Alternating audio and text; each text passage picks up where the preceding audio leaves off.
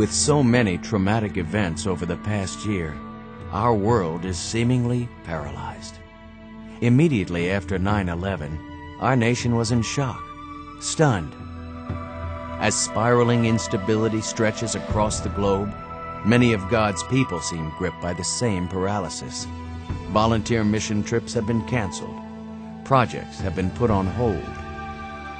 Elsewhere, the brutal realities of Islamic extremism remain. In a remote Indonesian island chain known as the Moluccas, persecution of Christians by militant Muslims persists. As before, years of violence and oppression continue. Yet, amidst the turmoil, a Southern Baptist church, Turning Point Christian Fellowship, decided not to allow fear to paralyze their calling. They stepped out in faith and ministered to refugees living on the Maluku island of Task-Seram.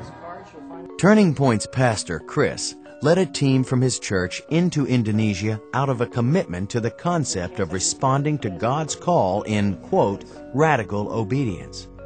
This is a term easily used while meeting in a comfortable theater in Orange County, California.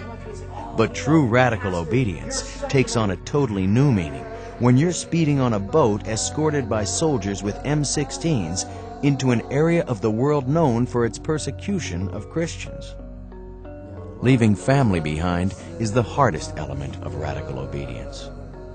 She said, "Daddy, I don't want you to die." Because she finally figured out that where I was going was the place that we've shown her videotapes of, and bad things happen there and people suffer and they are hurting. And she says, "Daddy, I don't want you to die."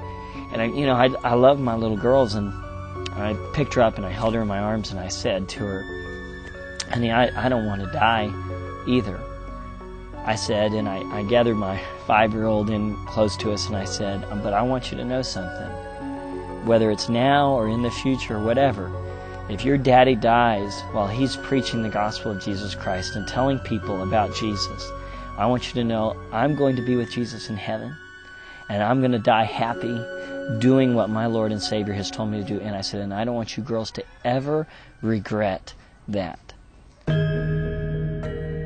The team left their comfortable lives in the United States in order to reach out to fellow Christians, left homeless by militant Muslim aggression. They worked hard to provide for the people's physical needs. But even more importantly, the team was there to provide a gospel witness to the lost and to be an encouragement to the demoralized. As is common in this kind of politically charged environment, the volunteer team's mission was interrupted. The local government decided that they were not happy about the group's efforts, so the team was forced to leave, but not before sharing a testimony to God's love. This powerful testimony was not diminished by the expulsion of the team. It was reinforced by the fact that they even went there in the first place.